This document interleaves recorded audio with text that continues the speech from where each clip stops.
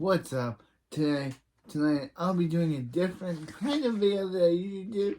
As you see from the background, I'll be doing a South Park video where I talk about where I recap every episode from South Park from season 1 to current 26 or 27, even the South Park movie, which I have in my season 3 script, and my and also because that.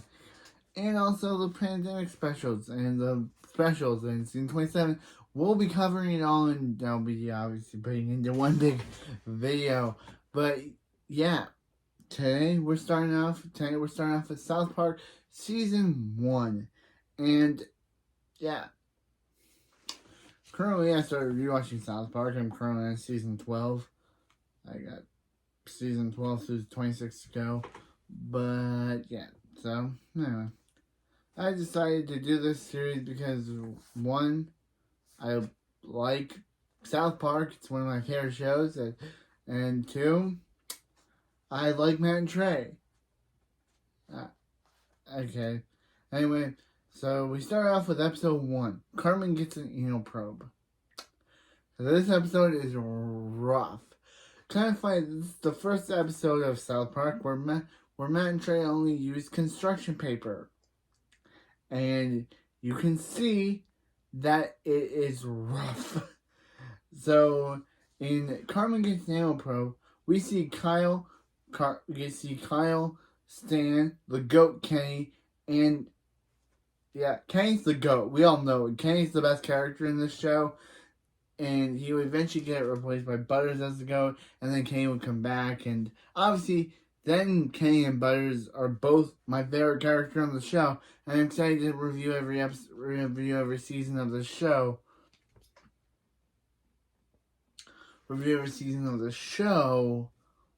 Because I like South Park.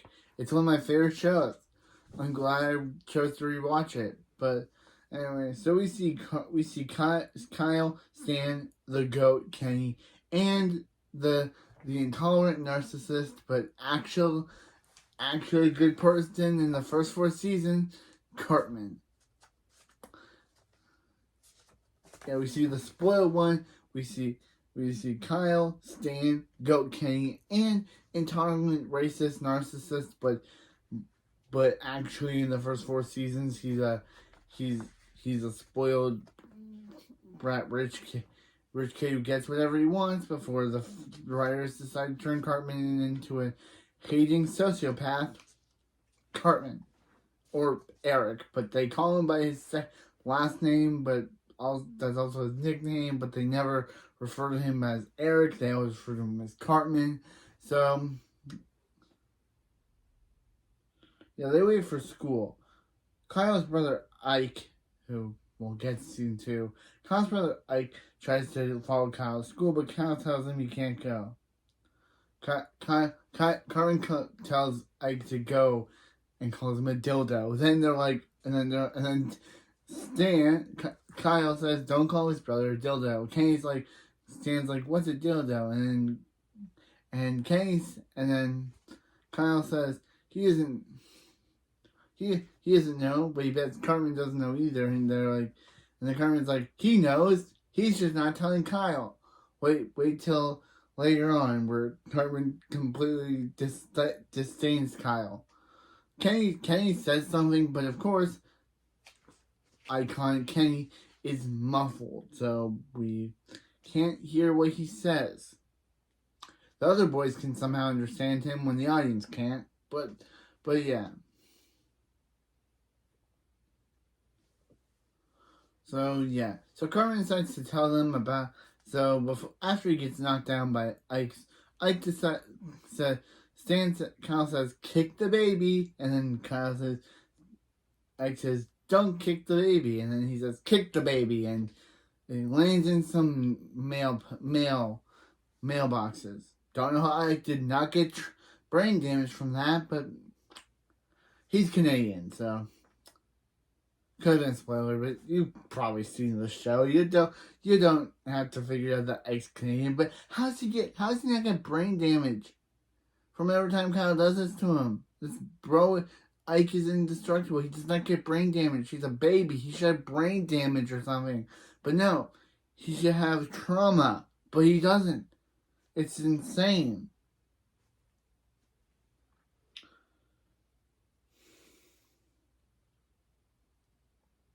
So yeah,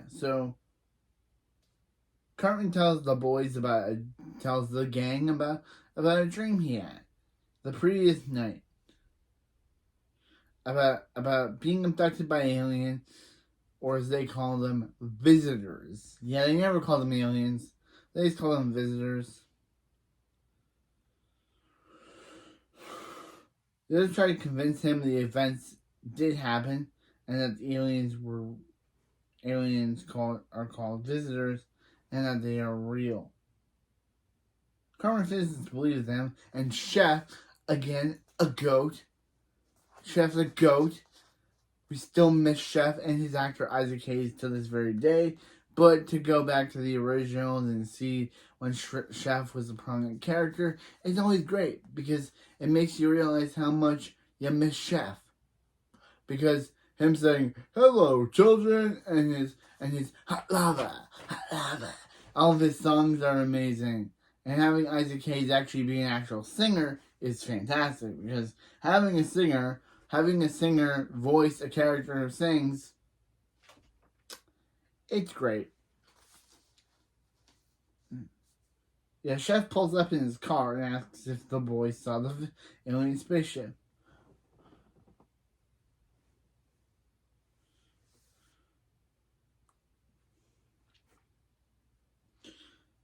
Confirming Carmen's dream and relates stories about an anal probe, which Carmen denied he experienced. After Chef leaves the school, Mrs. Crabtree, who her entire character is just yelling, and it's kind of funny.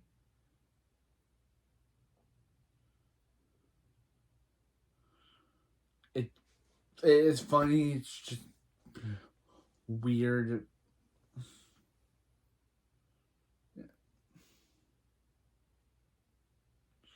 And they look out the window and watch in horror as the visitors abduct Ike. Kyle tries to talk to Miss Crabtree to let them off the bus so they can save Ike. But all she says, does he want an office referral? He says no. She says sit down. And then they scream for some reason. Then Kyle Stan calls her the B word. She says, what did you say? And then he does it with fake words by saying like rabbits eat lettuce or he has an itch. Meanwhile at school, Carmen begins farting fire. And Kyle unsuccessfully tries to convince their teacher, Mr. Garrison. Yep, Mr. Garrison is an iconic character. He's a weird character, but yeah, to excuse him from class to find his brother. And also, loyal Mr. Hat, who for some reason has his hat down over his eyes in this episode, but as the show progresses, he has his eyes on his hat. I don't know how that's even possible. I know it's made construction paper, and the rest of the series was made animation wise, so obviously.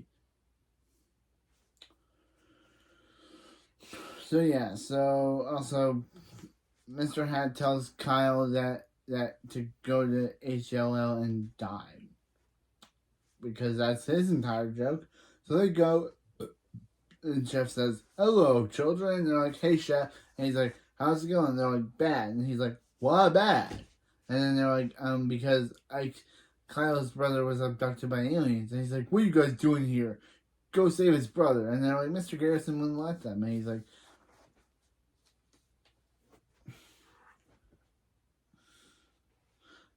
Then Carmen keeps thinking that they're trying to scare him until a big, large thing comes out of his butt.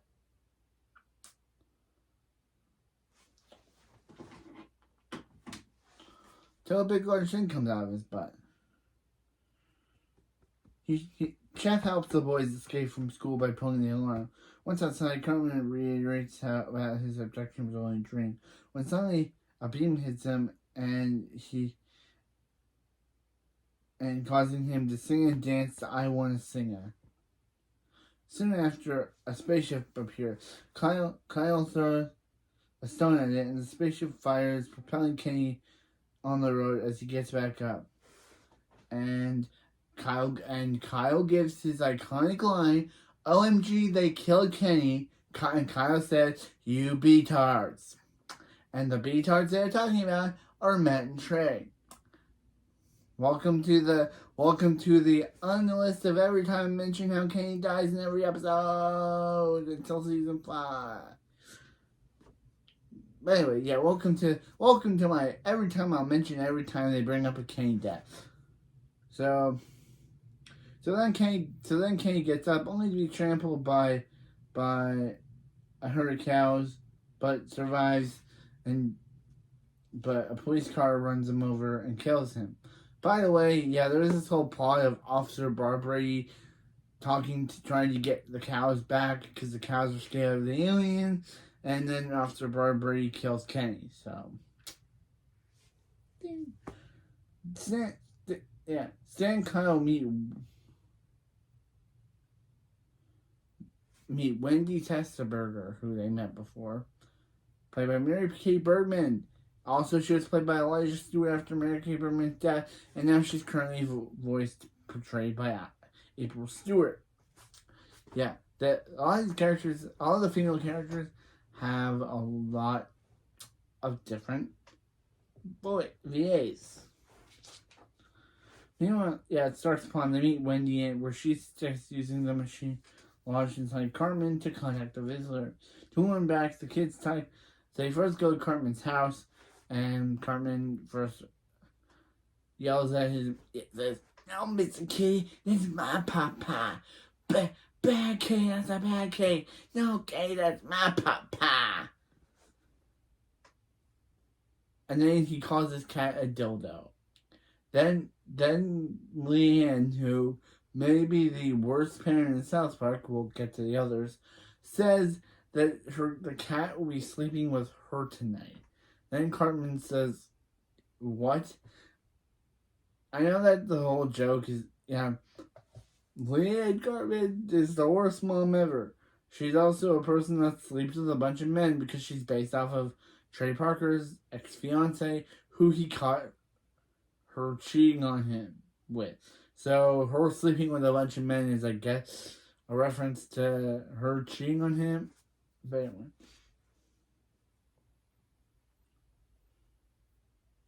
The kid, yeah, they say that, yeah, so they, after Leanne tells Cartman not to be difficult, they go to a tree and tie Cartman up to a tree.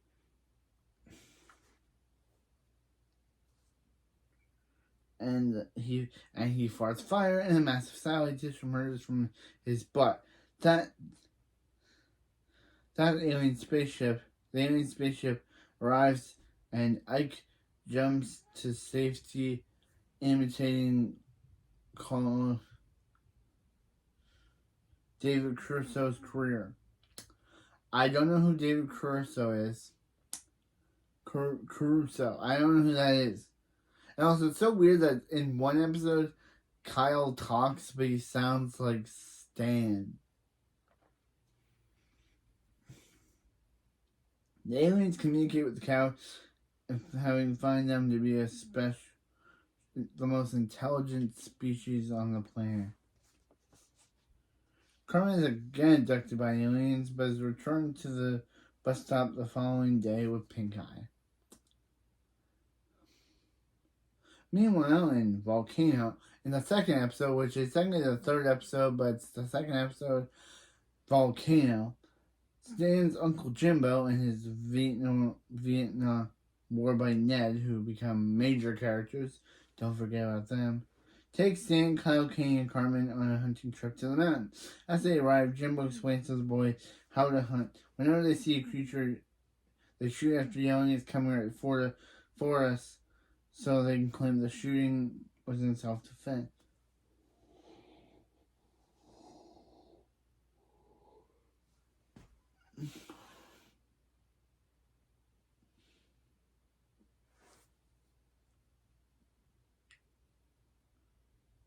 Stan does not have the proper temperament to enjoy hunting and finds himself unable to shoot a living target. Unlike Stan, Kenny is able to shoot animals, impressing Jimbo.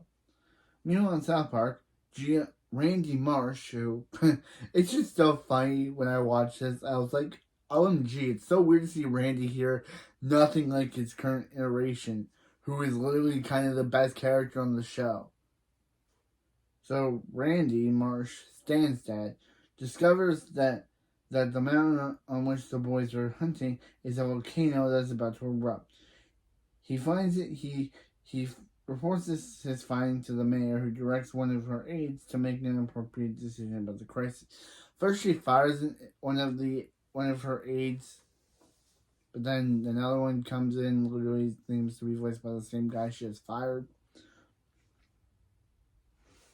During the hunting trip, Jimbo proclaims Kenny his honorary nephew, upsetting Stan.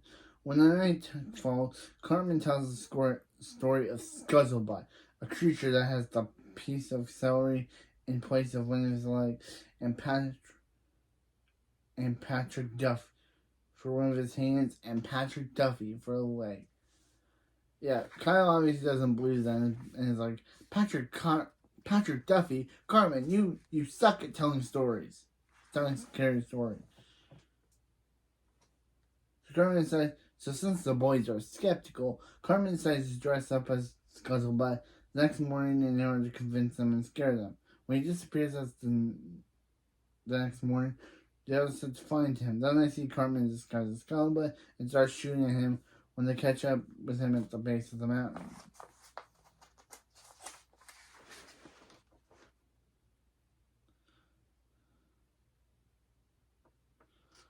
Stan tries to shoot in order to redeem himself in his uncle's eye. However, he is unable to do so, and the delay gives Cartman time to remove the costume. At the lower elevation, Randy orders South Park residents to dig a trench to divert the lava away. Suddenly, the lava erupts, and the hunters try to flee, but find themselves trapped on the other side of the trench. The real Scuzzlebutt appears, and Jim apologizes to the boys for their hunting party to safety.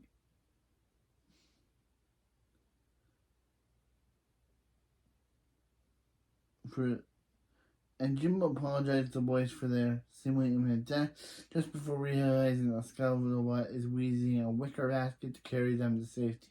The hunting party to safety. The lava then flows toward the trench, just as Randy planned, but due to the misguided attempt, he kills something and presses Uncle Stan's. Also, they flood Denver with lava. Good job, guys. Stan kills Scuzzlebutt. Jimbo is less than impressed, telling Stan that sometimes some things you kill and some you don't.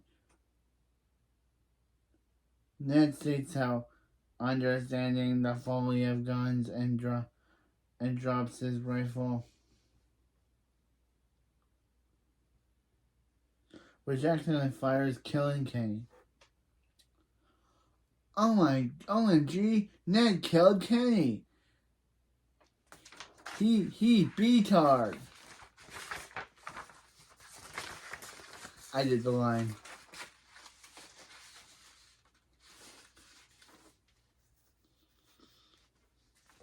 Stan will always be Jimbo's nephew, and the boys decide that hunting is stupid and confusing, and they decide to go home and watch cartoons. Meanwhile, then in episode 3/2, Weight Gain 4000, South Park Elementary, Mr. Garrison announces Cartman has won the school Save Our Fragile Planet essay contest, much to the anger of Wendy. who immediately suspects him of cheating.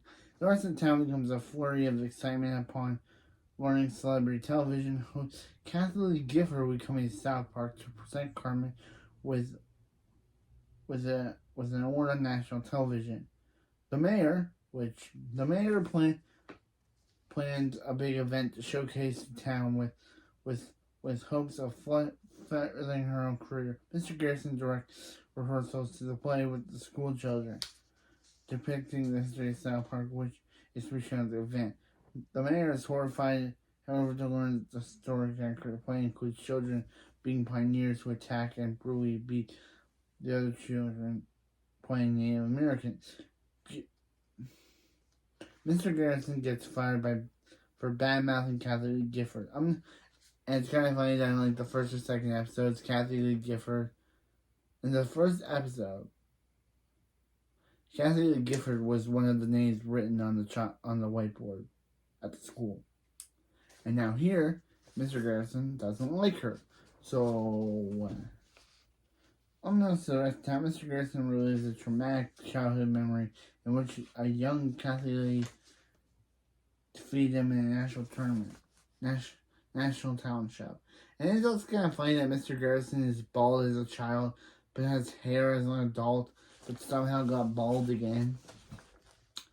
But that's just funny. Sorry for bald people, but that's just funny that he was bald as a kid. Mr. Garrison is manipulated by Mr. Hat to assassinate Kathy Lee Gifford as revenge. He purchases a large rifle from Jimbo's gun shop and plans to shoot Kathy Lee. Meanwhile, Cartman is excited to appear on the live talent show, and the mayor instructs him to get into shape for Kathy Lee's visit. Seeing a television commercial for a bodybuilding supplement called Weight Gain 4000,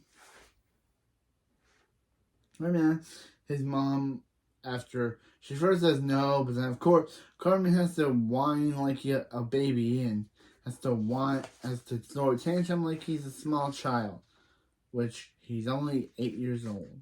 So he shouldn't be doing this, but he is. He throws a tantrum because it's Cartman, and it's Cartman. He throws a tantrum, and Mrs. Cartman decide to effect on these type of videos have the effect to make me yawn all the time, which is weird. Or it could be that this is at night, but still. Mrs. Cartman decides to go out to the store and buy the Weight Gain 4000 for Cartman.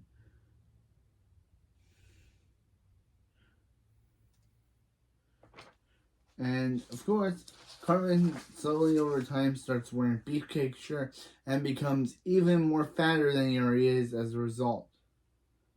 Kyle laughs at him, saying Cartman's so fat that even people would walk by the street and call him that. And of course, that's what someone calls Cartman fat, and Cartman says, "Aye."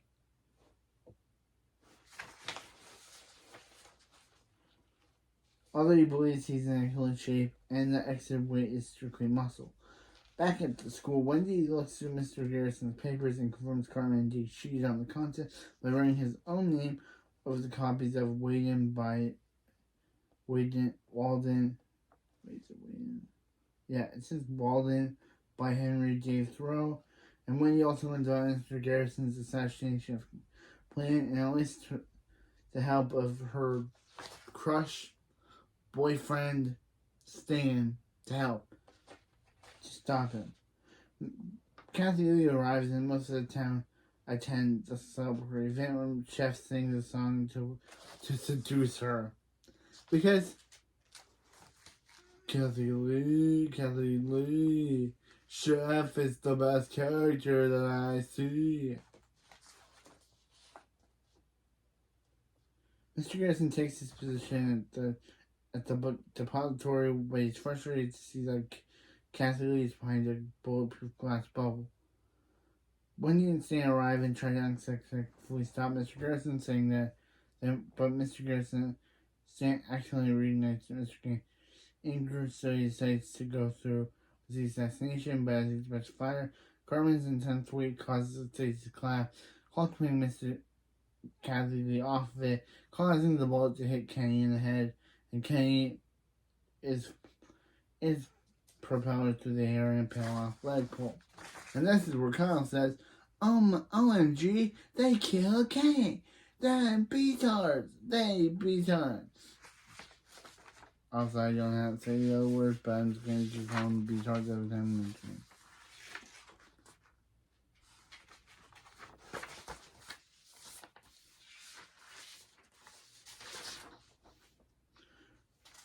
Cassidy's bodyguards ask Whisk Garrison to give Whisk Cassidy away, constantly destroying Cartman the chance to be in it.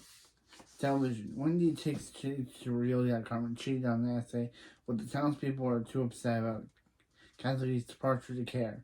Mr. Garrison is taken to a mental institution where Mr. Hat is placed in a straitjacket. Mr. Garrison apologizes to the kid for costing the town a chance to be on television, although Kyle explains to him that Cartman's now appearing on a talk show. Geraldo, because of his tremendous obesity. Meanwhile, Chef is lying in bed with Cassidy Gifford post-coital while watching Geraldo. Yeah, they're watching Cartman. Meanwhile, in Big Gay Al's Big Gay Boat Ride, Stan's dog, played by George Clooney, who just had to bark the entire time, I guess, follows the boys to the bus stop one morning. Sam believes that Sparky to be the toughest dog in South Park, but when Sparky accidentally jumps on another male dog, aka Sylvester, and begins to hump him. Can I say that on YouTube? Can I say the word humping on YouTube? Hopefully this video doesn't get me demonetized. Cartman declares that Sparky is gay. I'm not going to say homosexual, I'm going to say gay. At the football practice against the Mill Park Cowboys. And at football practice, the coach, the GOAT Chef, says whether the boy can beat the betting speed of 70 points for the Crows game against the Mill Park Cowboys. Impressed by the play from Stan,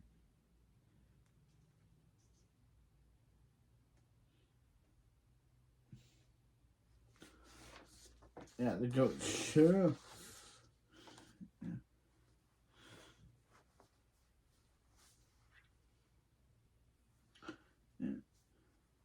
For the school team in the South Park town, Uncle Jimbo and Ned show up and ask Goat Chef whether the boys can beat the betting speed of 70 points for the game against Mill Park Cow.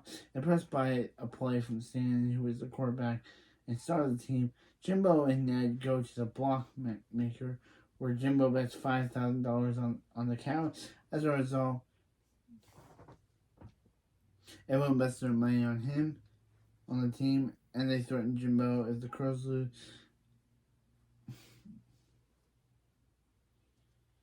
Intimidated, Jimbo seeks a backup plan to earn that John Samos's fake TV brother, who is not his actual brother, it's just created for the show,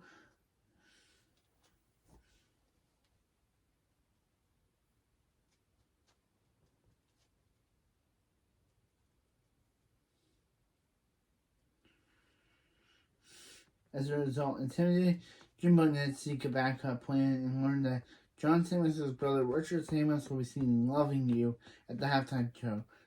Consequently, they plan to detonate the mascot from Mill Park by placing a bomb to explode.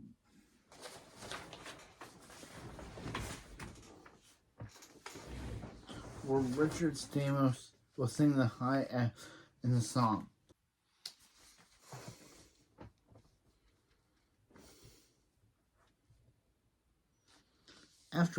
remember John Stamos, Richard Stamos is not John Stamos' real brother, and he's just created for the show.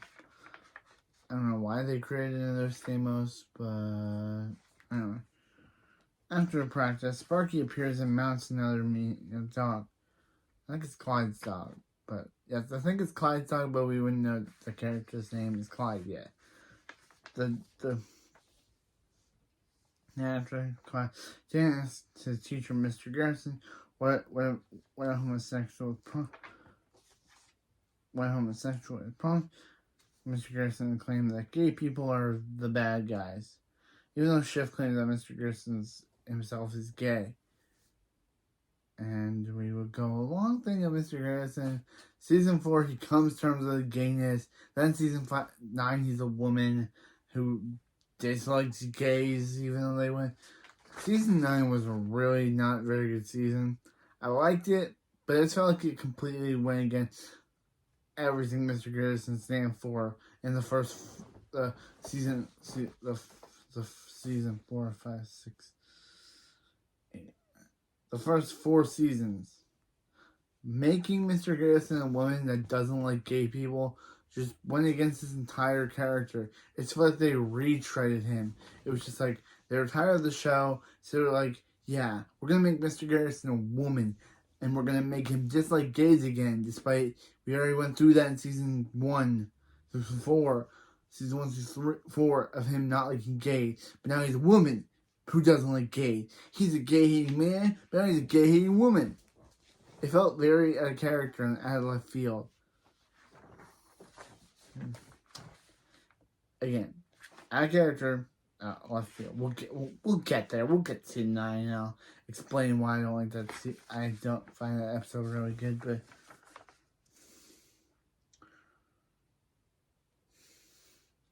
as a result, Stan attempts to make his dog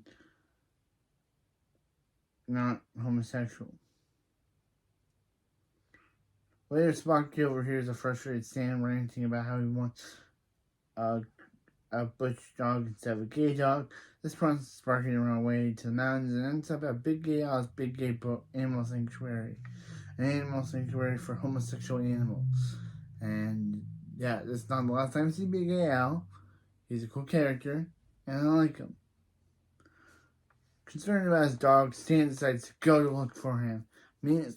Missing at the start of his game when Sparky finds Stan at the Big Gay Al Animal Sanctuary. At the Big Gay Animal Sanctuary, Big Gay Al takes Stan on a boat ride through the sanctuary and gives him speech about sexuality. Has been around for a long time, which eventually makes Stan accept his dog's sexuality. Sparky is never seen, actually he is seen, but he's never getting a big role as this ever again. Which is weird that he spent this entire episode talking about Sparky and his homosexual thing. But he's never given a big plot like this ever again. There is a part where Stan Cartman shows him what jacking off is to your dog, and Stan tries to do it not knowing what it actually means.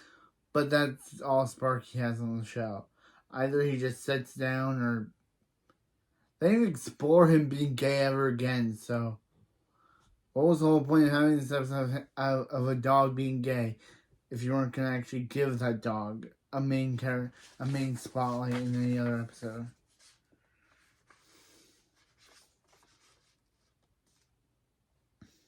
Also, Kenny gets killed. Kenny gets killed by having his arms being torn apart. That is...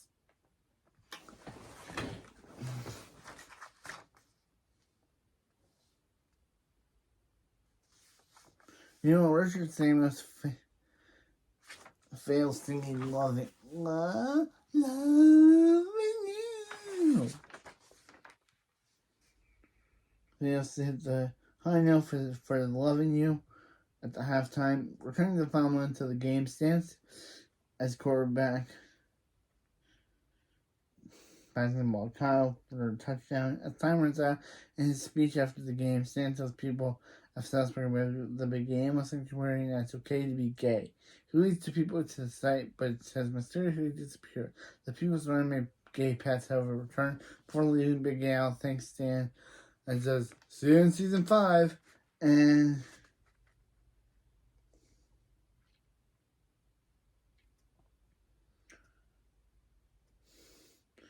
making everyone understand homosexuality. Even though the cows beat the spread, Richard Stamos appears to prove that he can't hit the hideout that he missed earlier, triggering the bomb and killing the Middle Park team's mascot.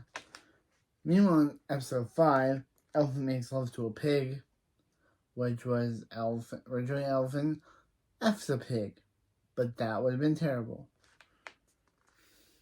The boys are waiting for the bus when Cartman notices Stan has a black eye. It turns out that his sister, Shelly, who, again, just like the other characters on the show, don't forget about Shelly. She becomes a main antagonist character. Yeah, the show's first main villain character. Who's not a main villain, but she is a constant opposement to Stan, despite being his sister.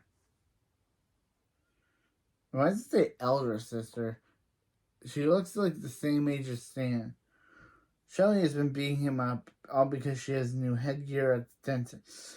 Kyle has problems of his own. His mother, Sheila, will not let him keep his new pet elephant in the house. At school, Mr. Hat teaches the class about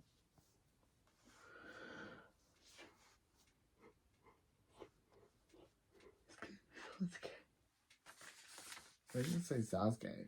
It'll help me not yawn.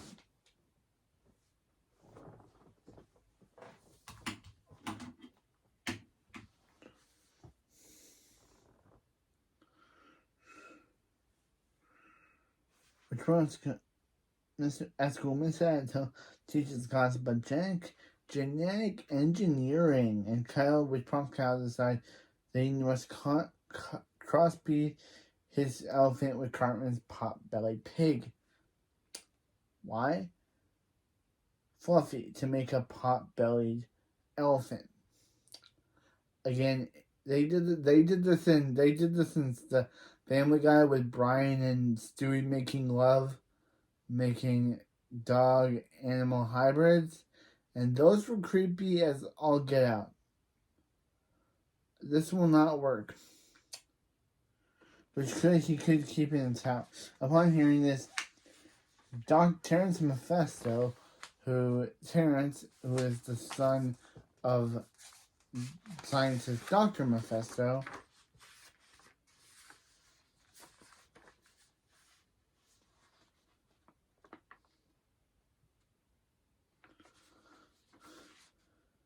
he can clone a whole person before Kyle can create a pot-bellied pig. The teacher, Mr. Garrison, suggests the boys can use their genetic modifications for the upcoming science fair and goes to the South Park Genetic Engineering Ranch. At the ranch, Dr. Mephisto shows them his genetically engineered collection, including several different animals with 4 pairs of butts, such as a monkey, ostrich, and a mongoose. Mephisto then explains that just like Loverboy's song, pigs and elephant DNA just won't display. So, just like Loverboy's song says, pigs and elephant DNA won't display, and steals the DNA sample from Stan and the boys as they leave. At school, the boys learn Terrence has cloned a human foot, and the boys go to Chef and say, "Hey, Chef." "Hello, children." "Hey, Chef, how's it going?" "Bad." "Why bad?" That's kind of how it goes on the show. That's the running joke. Chef says, "Hello, children." I like how he even calls one person children. Like, literally. Instead of calling, like, Cartman or someone a child, he just calls them children. Even when they're not even together, he says, children, or children. "Oh, children." Like, he literally doesn't call them a child. He calls them a children. Literally. Chef is amazing. But it's kind of funny that even when it's just Cartman with talking to Chef, he calls him a children instead of a child.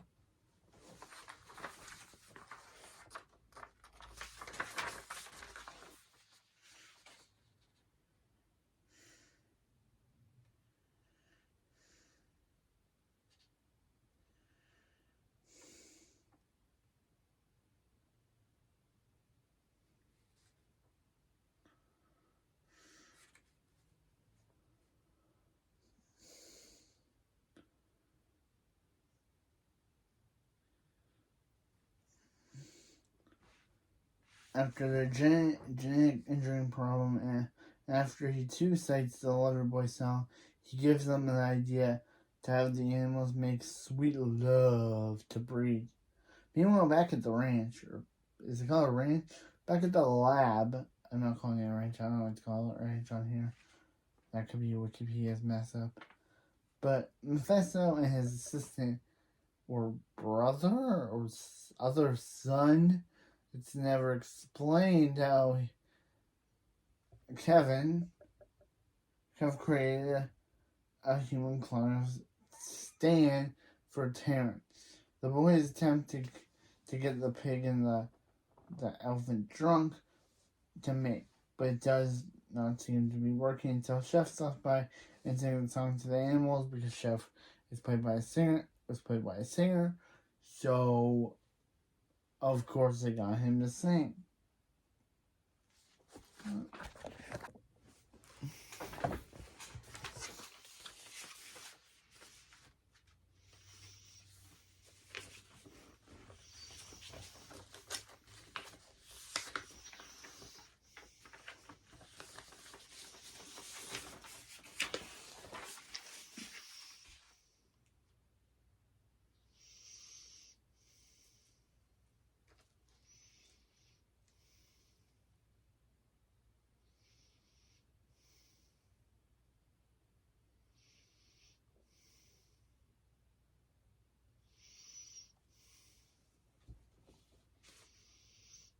Okay, so the boys go to Chef with their genetic injury problem, and he cites the Loverboy song, and he gives them an idea to have the animals make sweet love to make sweet love to breed.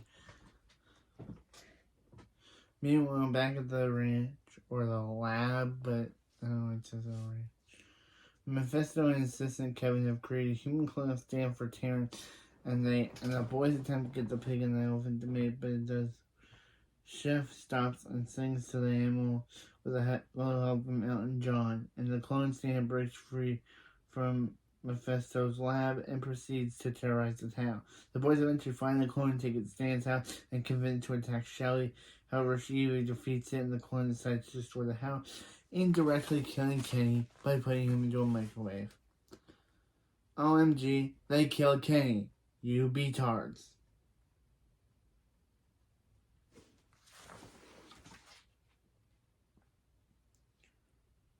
Mephisto shows up and shoots the clone, but Stan is afraid he will get in trouble for everything the clone did. However, in a brief moment of kindness, Shelly takes the blame, after which she beats up Stan. Because of course. When the science projects are due, Terrence presents a monkey with a 5-paired buttocks, known as a 5-assed monkey. Kyle has nothing until the pig gives birth to a pot-bellied pig that looks like Mr. Garrison, implying that the pig was impregnated by Mr. Garrison before the elephant. Mr. Garrison quickly awards it first prize over Terrence's monkey, and this never gets brought up again. It's never explained how Mr. Garrison slept with a pig, Carmen's pig, but it's never explained. But yeah, anyway, in episode 6, Death. In episode 6, Death, the Marsh family, or Stan's family, is celebrating Stan's grandpa's birthday. But he's tired of living and tries to unsuccessfully tries to kill himself. And he tries to convince Stan to kill him, but Stan refuses because he's like, "Yo, Billy!" Yeah, there's this running joke where Stan's grandpa confuses Stan for someone named Billy. Either it's himself, but he sees himself in Stan, or it's someone else that he thinks is Stan. It's a running joke that I don't think ever gets explained why Stan's grandfather, for some reason, calls him Billy.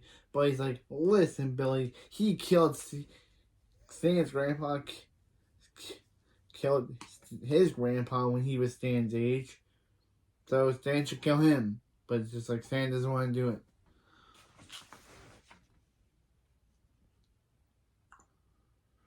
Yeah. Meanwhile, Kyle watches the cartoon Terrence and Phil, which revolves around fart jokes. Sheila gets outraged by the foul language and crude humor and contacts the other South Park parents to organize a boycott at Cartoon Central, which is obviously a reference to Comedy Central, headquarters in New York. At school stands out Mr. Garrison and Chef and Jesus, which don't know how Jesus is alive in this universe because they always reference Jesus dying for their sins, but he's alive in South Park, so I don't know. They always reference about how Jesus died for our sins, but he's alive in South Park. It's never explained how or why he even chose a town like South Park to reside in. It's just that is what happened.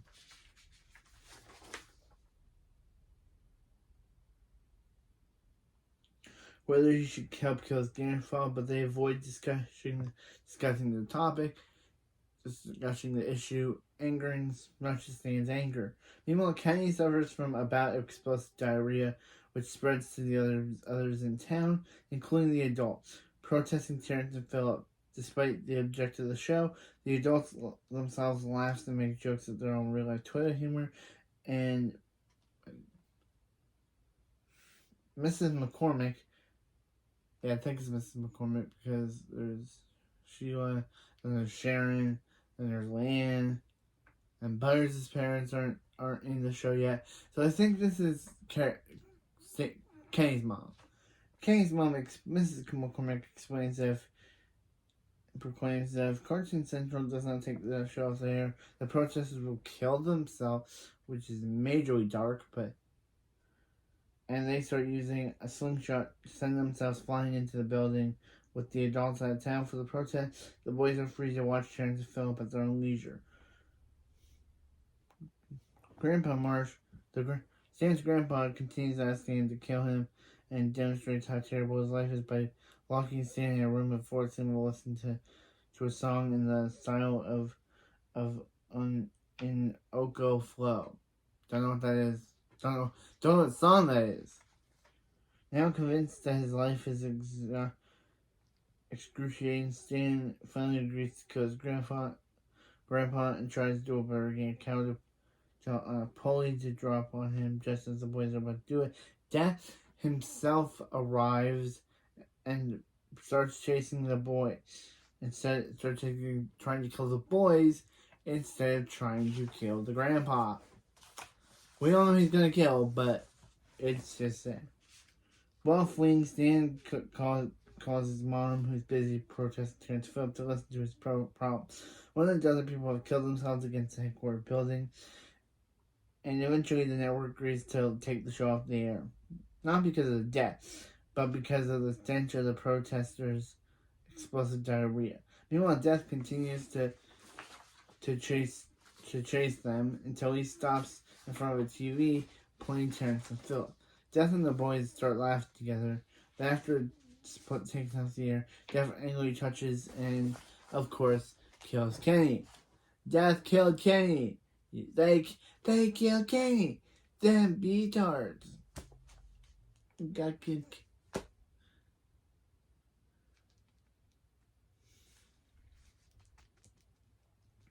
Angered, the Grandpa Marsh demands that Death kill him, but Death refuses. Death then brings in the spirit of Stan's great-great-grandfather, Grandpa Marsh's grandfather, who was killed by him when he was Stan's age. The ghost warns the grandpa that he must die of natural causes and not place the burden on his suicide on anyone else, or else he will spend his eternity after death in limbo. Terrence and Philip is replaced by Susan Summers' show, She's the Sheriff, which is a real show that actually existed, but I don't think they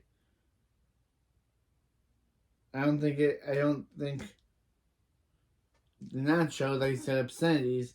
Furious about Sheriff she's the sheriff swearing, they decide to go back to Cartoon Central, back to the protest again. And yeah, this plot point does become relevant in South Park Bigger, Longer, and Uncut. So yeah, it's so weird that this one episode has a bigger storyline in a single movie.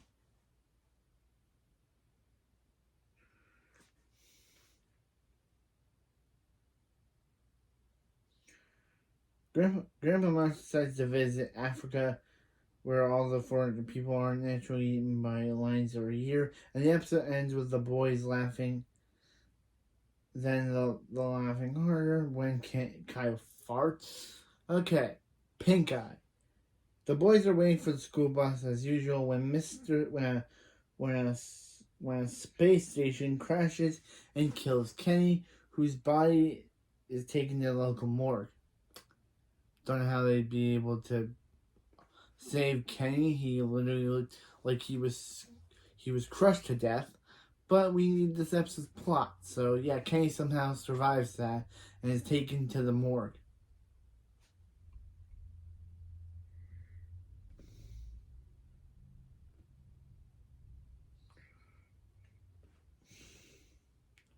One of the men at the morgue accidentally leaves a bottle of Worcestershire sauce, whatever that means, open and contains a mix of the embalming fluid, turning Kenny into a zombie, and Kenny bites the two men and leaves in the night. The next day, Kenny rejoins his friends, who are totally don't notice that he's a zombie now, and are dressed up for Halloween for the costume contest. Stan is Raggedy Ann, and since Wayne is going as Raggedy Ann, thus making them a pair. Kyle wears a Chewbacca mask, and Cartman is dressed like an infamous dictator, who I'm not gonna say the name of, because you guys know what I'm talking about. I don't have to say the name of him. You guys should know. Anyway, much to the annoyance of Kyle, a zombified, because he didn't. Anyway, joins the boys. They fail to notice that he's actually a zombie. At school, Kyle becomes more and more discovering all the other students, while as Mr. Hat also dressed up as Chewbacca, while Mr. Garrison is Marilyn Monroe. Okay, I know this is before season 9 where Mrs. Garrison happens, but why is a dude dressed as a woman? I know this is meant to be saying, oh, this is before Mr. Garrison was gay. But this is season 1. And this makes no sense why he would be dressed up as a woman.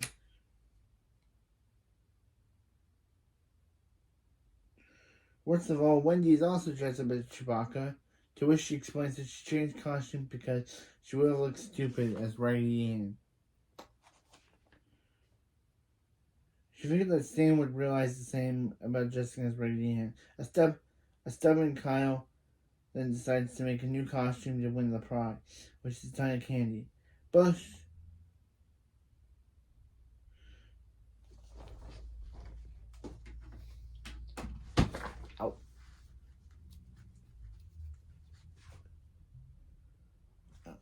Chef and Principal Victoria. Chef is dressed as Evel Knievel, and Principal Victoria, who is herself, are offended that Cartman would dress like a dictator.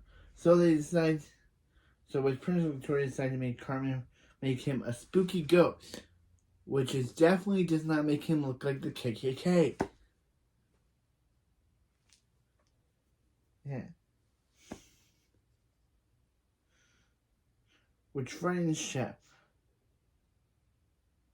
At the costume party, which is judged by Tina York. I don't know who that is. Is that a real person? I've watched this episode so many times. I don't know who Tina York is. Kyle was able to dress up as a solar system for his new costume, hoping to win the prize. Kenny's able to win second prize for his zombie costume. despite not being in costume at all. And Wendy is able to win first place as by wearing the same costume as several other students, much to cause anger at teenagers. Stan ends up winning the worst costume category, and everyone laughs at him, leaving him humiliated and upset with Wendy. A zombified Clyde drowns Bebe while bobbing for apples. And meanwhile, thanks to Kenny, the mortician and assistant are medically diagnosed to have pink eye, but they have become zombies and go around biting other people, turning them into zombies. As well, back home, Chef, who sees this outbreak on TV, tries to warn both the doctor and the mayor, who is sleeping with Officer Barbrady. Okay, I guess that's good for Officer Barbrady that he was able to get laid on Halloween. Are you allowed to say laid on YouTube? I don't know, I'm just gonna leave that. Tries to warn, but his pleas are ignored. The boy notice the outbreak, and even when Kenny's able to bite every person they meet, when going door to door, which they decide to ban him afterward. They arrive at Chef's house, which Chef arms himself with a pair of chainsaws before noticing the boys and letting them inside. Chef then tells them what is going on, and before taking them to the morgue and to stop the outbreak. After discovering the hotline on a number of the Worcestershire sauce ball, the boys and Chef are chased down by zombies.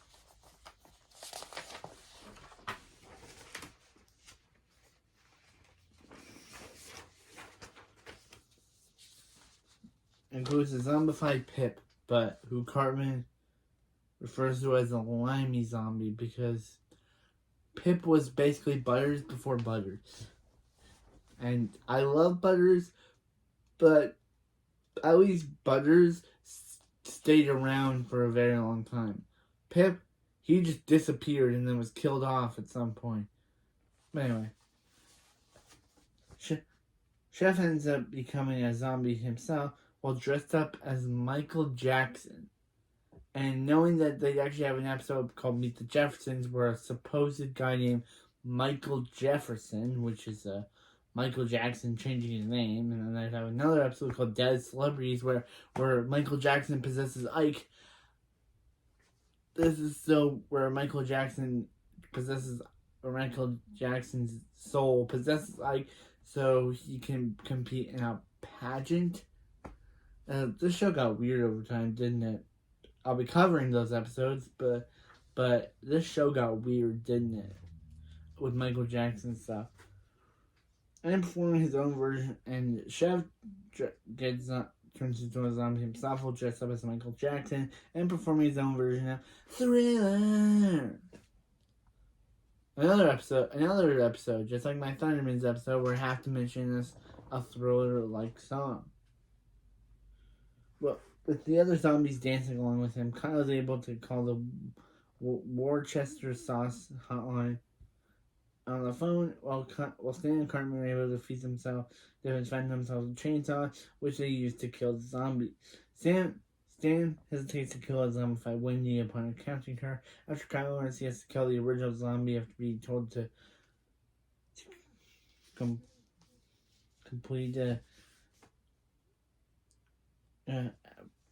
he was told by the hotline lady. He discovered that Kenny is the original zombie after remembering he was the one who was taken to the morgue. Then he kills Kenny, slicing him with a chainsaw, to which the others, OMG, I killed Kenny! You betards!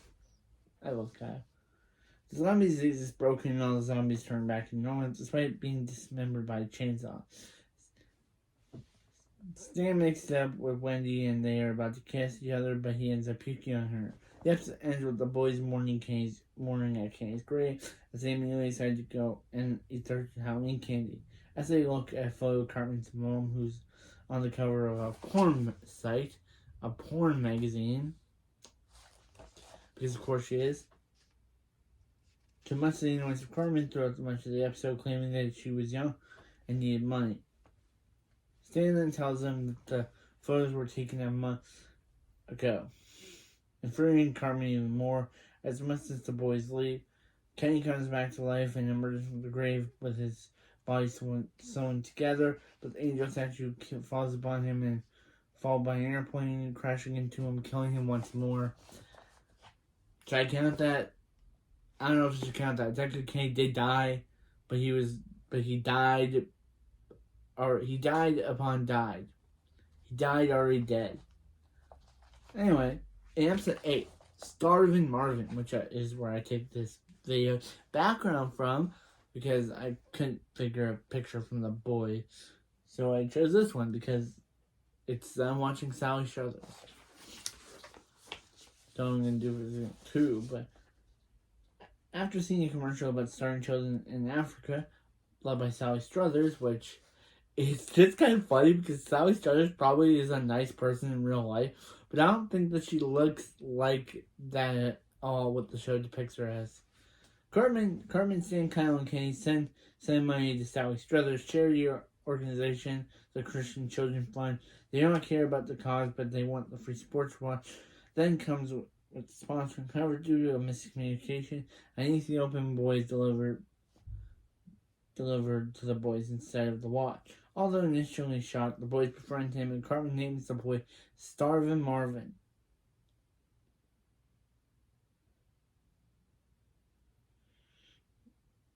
Meanwhile,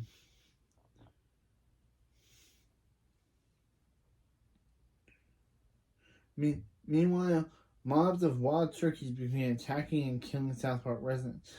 Dr. Mephisto tries to warn the mayor that I'm not gonna call her Mary McDaniels because it reminds me of the Power Rangers Beast Morpher character of the same name, Mary McDaniel. So I'm just gonna keep calling her the mayor.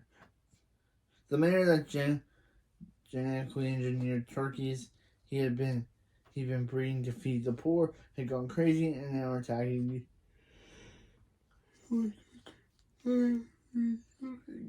these videos by making long videos and are now attacking people. Are not attacking humans. Mephisto is instead ignored and ridiculed by the mayor, and the boys.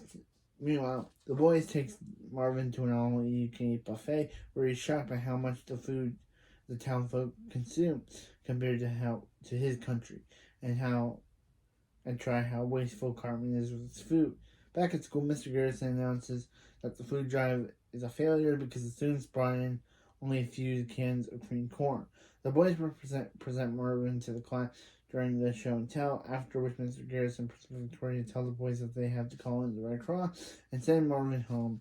Meanwhile, Dr. Mephisto shows Chef that they have a turkey DNA is growing so rapidly that the turkeys might take over the world if not stopped. The FBI tried to take Marvin to Ethiopia, but Marvin tricks them into taking Cartman, which is deserved because this is before actually hating Cartman in every episode. This was actually good. Cartman deserved this, and this actually was before where you start saying, Cartman, you suck, or Cartman needs to be punched in the face, or Cartman this and Cartman that. This was when you actually didn't feel bad for him, but he was actually funny and easy to root for. Except for here, where he actually does deserve it. But in later seasons, you kind of wish he gets what's coming to him. But here, in season one,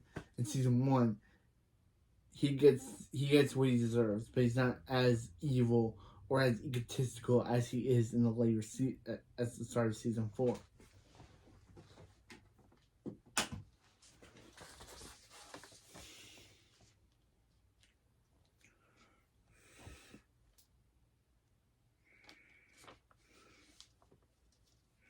Cartman, who had previously cared little for the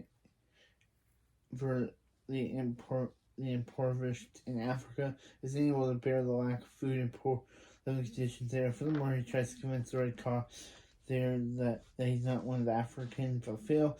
While praying to the god in the Aedes Araba, Cartman says that he's sorry he's made fun of poor people. He eventually finds the Red Cross shack where Sally Struthers is hoarding all the food meant for the charity.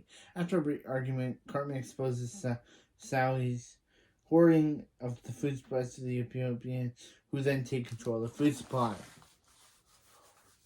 I just love that. I just love how I just love how they try to like depict Sally as this obese woman who just steals all the food supply. She's probably not obese in real life. I've never met her, and I probably never will. But I want to meet Mountain Trey. I do. But anyway, I'm just saying that this girl, this Sally Struthers, is probably not that obese. Back in South Park, Chef rallies the townspeople in a parody of Braveheart to fight the genetically engineered turkeys. In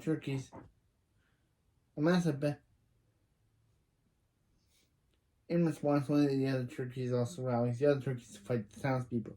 A massive battle ensues in which Kenny gets his eye poked out and gets his eyes gorged out, and that's what kills him. Oh my god, OMG, they killed Kenny, you betards. But eventually the South Park residents kill all the turkeys, and the FBI returns Cartman to South Park and takes Marvin home, but not before he brings the bodies of the dead turkeys back to Ethiopia for everyone to eat. Marvin is hailed as a hero by his people while they pass Struthers being bound and gagged over a fire. In the end, back in South Park, Kenny's family is finally given their Thanksgiving blessings as they prepare to eat a can of green beans, but realize that afterwards but they do not have a can opener. In episode 9, Mr. Hanky, the Christmas Pooh, decided to sing the song. I'm not going to sing the whole song, but I decided to sing the song.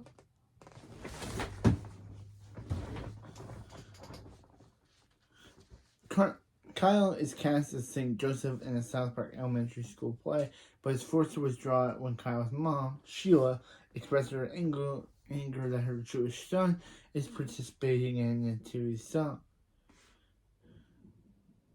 And also, this gives me one of my favorite Cartman lines that I started using every Christmas.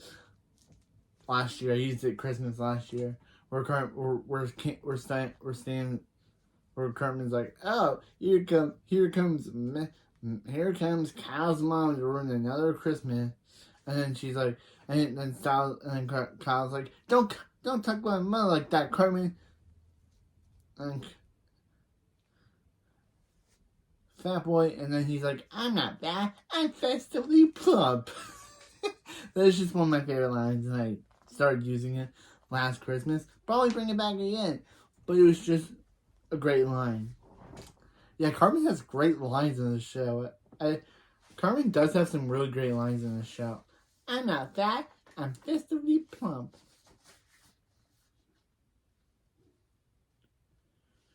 That. Cut. In response to Mr. Garrison's question, Kyle suggests that they sing Mr. Hanky as a secular substitute, but is rejected because no one actually believes in Mr. Hanky, a living piece of poo. Kyle leaves the school feeling lonely and excluded because he cannot celebrate Christmas, and actually gets into a whole song number about being a Jew. He's a Jew, a lonely Jew, on Christmas. And wow, Matt Stone really had a good singing voice back then. Not saying he has a good singing voice now. He does. It was shown in South Park musical number, or whatever it is. We'll get to that one. The mayor decides that anything deemed offensive will be removed from the Christmas celebration. Kyle again sounds Mr. Hanky since he does not discriminate against anyone. At home, Kyle is schooled by his parents for believing Mr. Hanky. While Kyle is brushing his teeth, Mr. Hanky emerges from the toilet and spreads his poop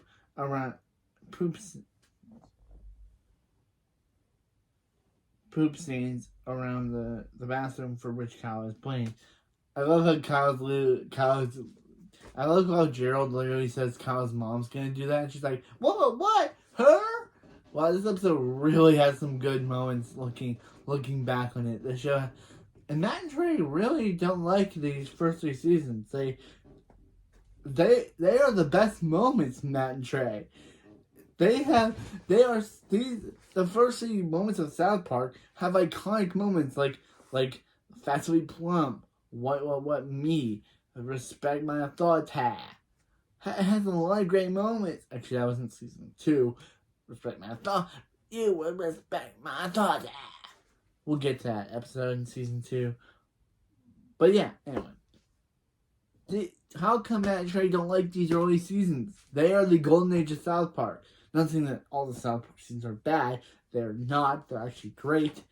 But I'm just saying that how can Matt and Trey not like every season of South Park? Every season of South Park is amazing.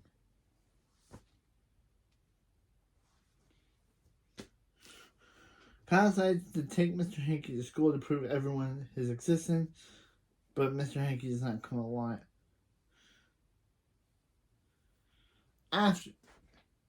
In front of people do not believe him. After Cartman says about how Kyle's mom is ruining another holiday, he sings the iconic song that became an iconic hit when it was featured in the South Park movie. Kyle's mom is a beach. Kyle's mom is a beach. She's a sandy beach. Kyle's mom is a beach. She's a sandy.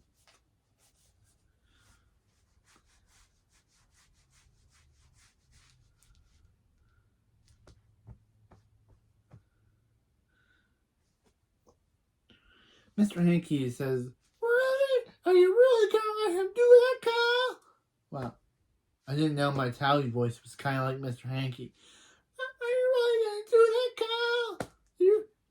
You should not be saying bad things about your mom, Kyle." And then he throws himself at Cartman, but all Cartman sees is poop, so he thinks that Cartman threw poop at him.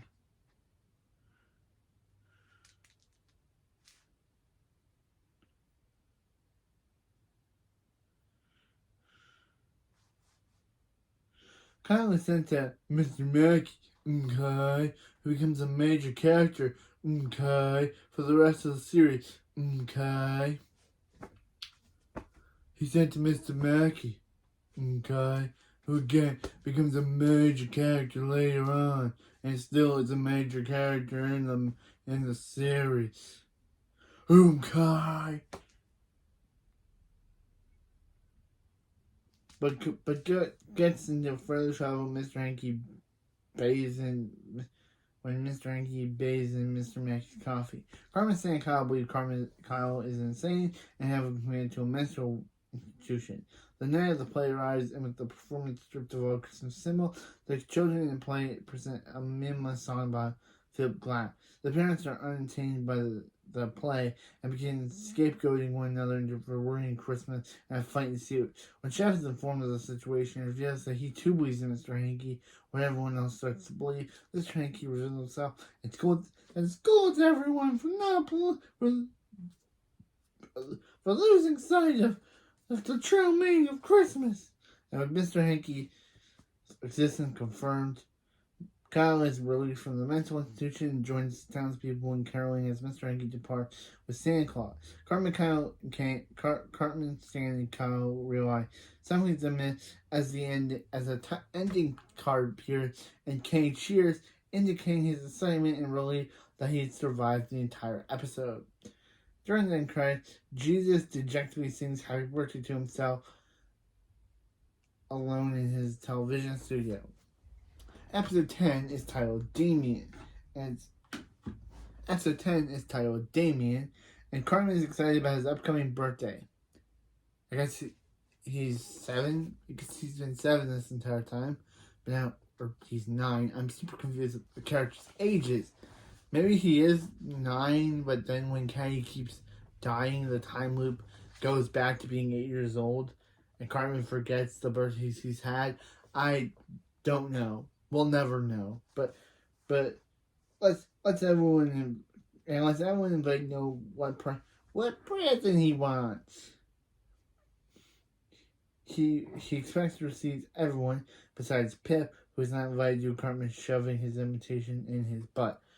When they protest, he threatens him to ban them for eating the food for his mother, for his mom makes it something that immediately convinces them. They encounter a new student named Damien, the son of Satan.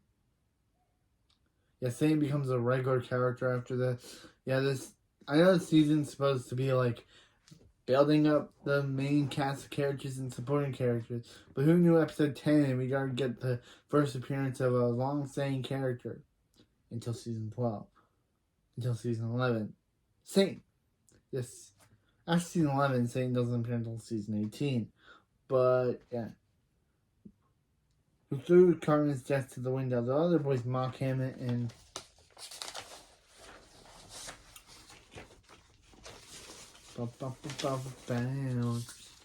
In response, Damien turns Kenny into a duck-billed platypus and then later sets the playground on fire. Damien informs Jesus that Satan will rise for the final battle of him with good versus evil. Such South Park residents immediately begin betting on the fight, and Cartman is angry to learn that the events is scheduled at the same time as his birthday, and the children struggle to choose between the two events. The towns bet on Jesus to win the fight, but begin to lose face when Satan appears to be weighing in. He's huge and weighs a little over 320 pounds, while Jesus weighs in at 135 pounds.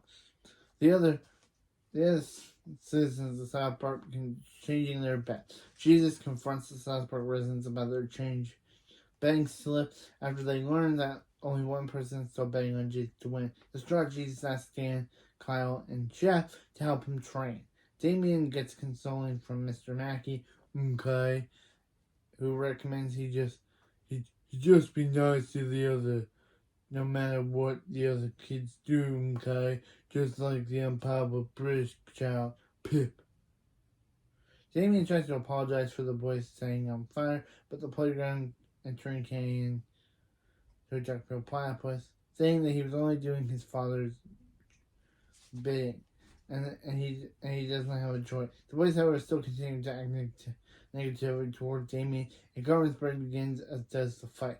Damien and Pip arrive uninvited to the parties, but the kids finally accept Damien after he hurls Pip into the air and makes him explode in a shower of fireworks. Because, yeah, I guess in South Park, the only way for Damien to become friends with the children, was for him to hurt Pip. Because Pip, best character.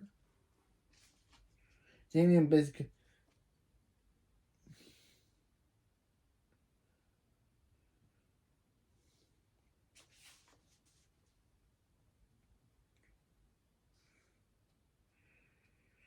However, in Fury, Cartman ends his party early after opening up Stan's present, discovers it's not what he had in mind. Instead of it being a red Mega Man, it's Ants in the Pants, which Trey Parker said was the worst game he's ever played. So they decided to make Cartman's reaction just like how Trey felt. Meanwhile, Jesus is determined by the town's lack of faith in him, and he does not retaliate to Satan's attacks against him. Despite Satan apparently taunting him, hit me. Jeff and the other kids make it to the end of the fight and offer Jesus some words of encouragement. Inspired, Jesus finally throws the final fight. It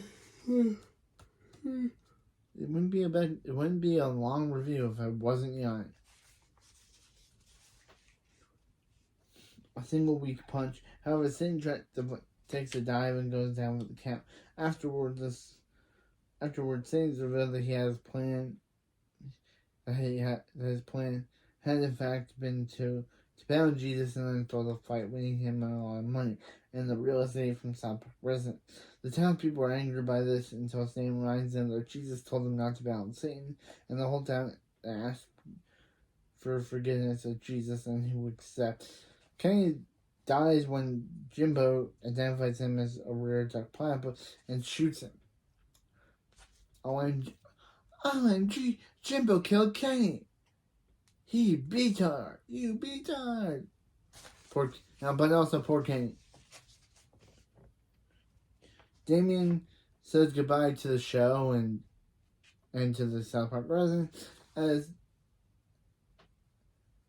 as Dan and Kyle, since his dad is always on the move, he has to leave. Meanwhile, Cartman continues his party even after kicking everyone out and has eaten all the food by himself. And we would never see Damien again in speaking form. He would appear in background form in in season 6's episode, Professor Chaos. But as given a speaking role, now that he's never given one ever again. Meanwhile, in episode 11, which has to be my favorite episode of South Park when I first watched it. It's Valentine's Day is approaching in South Park, and Wendy suggests her boyfriend Stan, they're boyfriend and girlfriend now, I don't know how, but Stan wants to spend time together. However, after a school teacher, Mr. Garrison decides to get a minoplasty, which is a new substitute teacher named Mrs. Allen, played by Natasha Henstridge,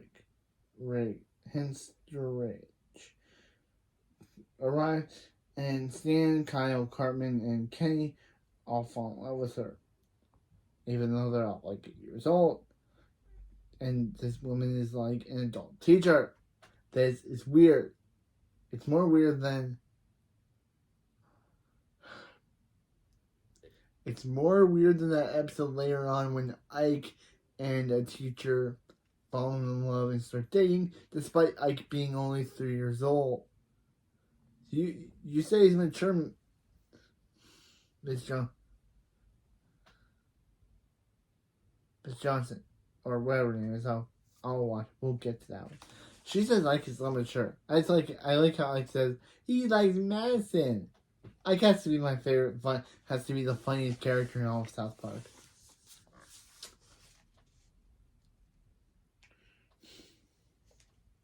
Wendy becomes incredibly jealous and warns Miss Allen to stay away from her man, unaware that the substitute teacher does not return Stan's affection. She's just there to teach. Concerned about the children's education, Miss Allen reveals that she will buy dinner for the winner of the spelling test. The boys actively try to court Miss Allen, but Chef, having beaten them to it, warns them she's a lesbian.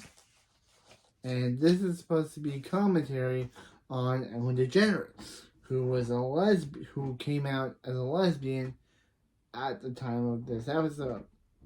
So yeah, obviously, Ellen DeGeneres isn't looked back on as a good person these days because of what happened on her own TV show and the fact that her TV show was canceled over her own TV show was canceled, and the Ellen DeGeneres show. We all remember it. Some of us even used to watch it. But yeah, it was canceled due to the stuff coming out against Mrs. DeGeneres. Yeah. The thing coming out about Mrs. DeGeneres was very bad. But this came out before then. So yeah, she wasn't given such a bad light back then.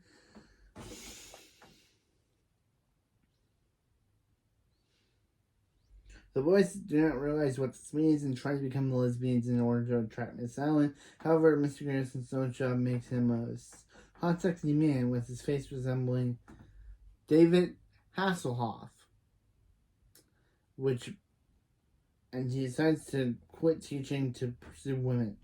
Sam wins the dinner much to Wendy's dismay, but finds out that Miss Allen has no intention of making love with him. Wendy, however, sees them though through the window and leaves distraught. Next day, several Iraqi men bust into the and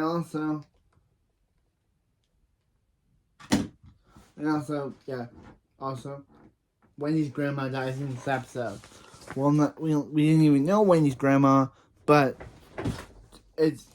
she dies in this episode off screen because we barely knew the girl, but barely knew the lady. But anyway, and also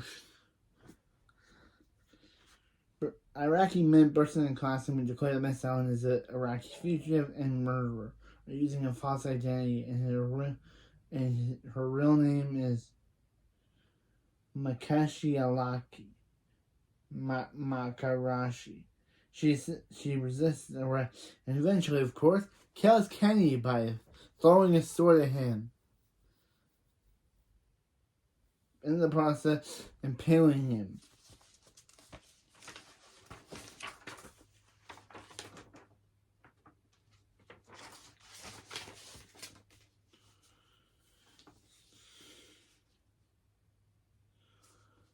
The soldiers take her into custody and shoot her into the center of the sun via rocket. Mr. Garrison becomes a successful model, but he soon finds himself being chased throughout the streets by a large group of women attracted to him.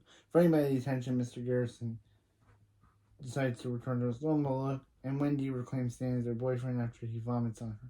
And thanks to the town women for pursuing Mr. Garrison, so he decides to return to teaching. Wendy speaks with the Iraqi men in fluent Arabic and pays them with a lot of American money. Later, Wendy watches the joy as the rocket blows up in the sun, and Kyle realizes Wendy hired the Iraqi men to kill Miss Allen, and and Kyle angrily condemns Wendy for this, but she declares with deranged eyes, she told her, "Don't F with Wendy Chesterberger," and Stan looks shocked as the episode ends.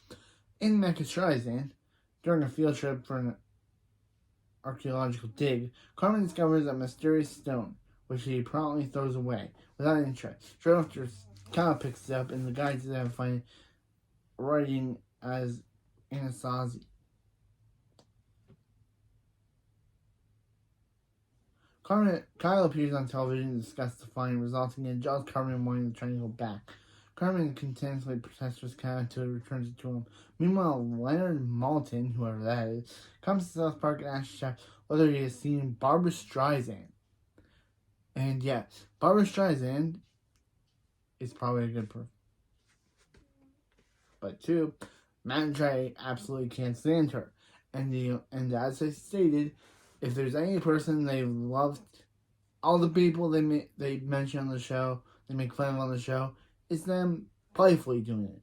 But Barbra Streisand, they don't like her. So this episode, they're intentionally making fun of her for how they don't like her. Having seen Kyle with the triangle on TV, tells Chef that the boys are in great danger. Barbara finds the boys at the bus stop and demands the triangle of Zenthar, and gets angry when they reject her. As they search for the Streisand, Maltin tells Chef that she's seeking the boys' triangle to complete a powerful and ancient relic, the Diamond of Panthea, which will allow her to become an evil and dangerous creature capable of conquering the world. He explains that the diamond was originally split into two pieces and hidden at the bottom different points of the world, but Streisand has managed to find the first of the two. Streisand later dons a disguise and visits the boys again, offering them a monetary reward for the triangle. The boys are suspicious, but Carmen insists they go along for the money because it's Cartman. Streisand instead takes them to her condo in the mountains, where she chains them up and tortures them with her singing voice. Carmen relents and gives up the triangle. Streisand uses the triangle to complete the diamond, transforming into a gigantic mechanical dinosaur via Godzilla, and Mecha Streisand, and begin to lay waste to South Park with her new form. Maltin and Chef arrive, and Maltin calls Robert Smith and Cure for help. Maltin then transforms into Ultraman. Literally, yeah, he turns into Ultraman. He turns into a parody of the tokusatsu hero Ultraman. I have to start watching Ultraman. Ultraman R comes out soon. But then one of them turns into a butterfly. Robert of the Cure turns into a butterfly, and they all fight Streisand while a Japanese guy sings "Ba-bo-da, ba-bo-da," or "Oda, Maltin, Oda, Maltin." gonna die in the hole. And saying, Robert the Cure, Robert the Smith, Robert the Smith. But Chef's like, dude, can you stop? We're trying to watch this fight. And he's like, okay.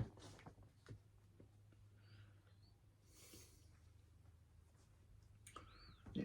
Mecha Streisand is quickly defeated, and the boys evade fire debris from the fight. But Kane's killed when he stops to play tetherball and gets strangled by the rope. Sidney Poitier arrives and turns into a gigantic triangle fanged turtle to fight Mecha. I'll call her Mecha. That's a good name. He too is easily defeated after getting a call from the boy. Chef and Robert Smith arrive, and Robert Smith transforms into a gigantic moth creature, Mothra-like thing, to fight the creature. During the ensuing battle, Moth Smith manages to punch the Diamond Pantheos away from Mecha Streisand before flinging her into outer space, where she explodes and dies. Somehow she's reconstructed years later in the 200 and 201 South Park episodes. And the reconstructed Streisand in her CGI form kills Pip. But we'll get there. And hopefully they explain if she died here, how she reconstructed into a robot, into a CGI robot. We'll get there. Anyway. The townspeople include Jesus joyfully praise Smith as a hero as the singer walks off the stage into the sunset. Kyle calls out Disintegration is the best album ever, and the boy spits Diamond and tries to prevent anyone else from getting the power and throw the pieces into the trash can. However, Kyle's little brother Ike finds the pieces of Diamond in the trash, and resulting in the episode ending with the boys cowering in the presence of a new foe, Mecha Ike. Now time for the season finale. Where will Cartman's mom is a dirty S. S-U-L-T. And yeah. Stan, Kyle, and Kate decide to check on Cartman when he does not show up for school. They discover that he's having a tea party with his stuffed animals in the backyard. Their school counselor, Mr. Mackey, advises them to videotape Cartman so they can study him. Also, I like how it says on the background, if you don't have a dad, you're a retard. Wow show. Wow. Hopefully people who don't have dads are watching this, because if they are, I feel bad for you that literally a statement says that if you don't have a dad, you're a retard. But anyway, meanwhile, Cartman says he does not have a dad to celebrate Father and Sunday and asks his mom where he is. His mom explains that she met his father, a Native American named Chief Runningwater, at the 12th annual Drunken Bar Dance. However, Chief Runningwater informs him. Yeah, then Cartman decides to dress up as a Native American. Yeah, Cartman, you're so white, bro. So Cartman decides to go and check out his dad, only for Chief Runningwater to say, "Bro, I'm not your dad. I saw your mom with another guy who was ready to be chef." So Cartman's like, yeah. Cartman decides to dress himself like chef, and not chef. He decides to dress him up like a black man. He just wears an afro and some rap stuff.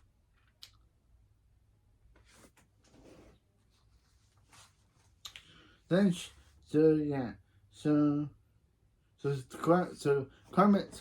decides to sing a song about women and men loving each other when he decides to tell Cartman the true story of who he saw with her that night. It was Mr. Garrison. Yeah, Mr. Garrison. When she and Chef were doing the dirty, Mr. Garrison showed up. So Cartman thinks Mr. Garrison's his dad. First he screams, no, because his teacher is his dad. So then Cartman confronts Mr. Garrison about being his dad. But Mr.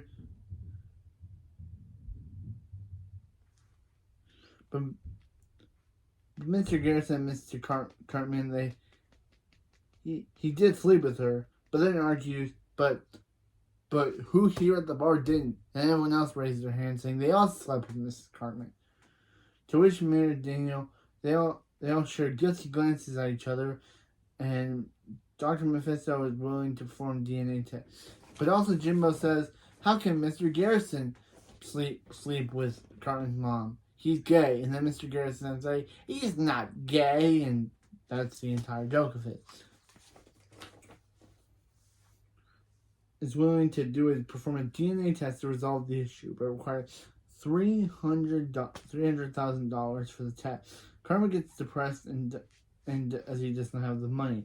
Meanwhile, Cartman and Kyle watch America's Stupidest Home Videos with a parody of Bob Saget.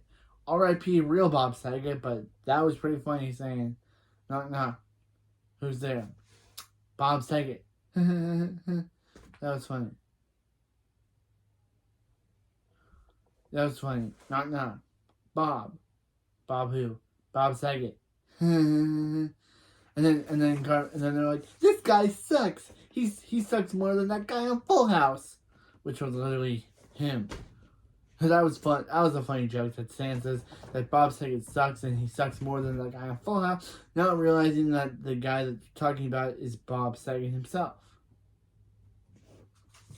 R.I.P. Bob Saget, but Bob Saget did like the parody of himself. But still, R.I.P. Bob Saget, you were the man.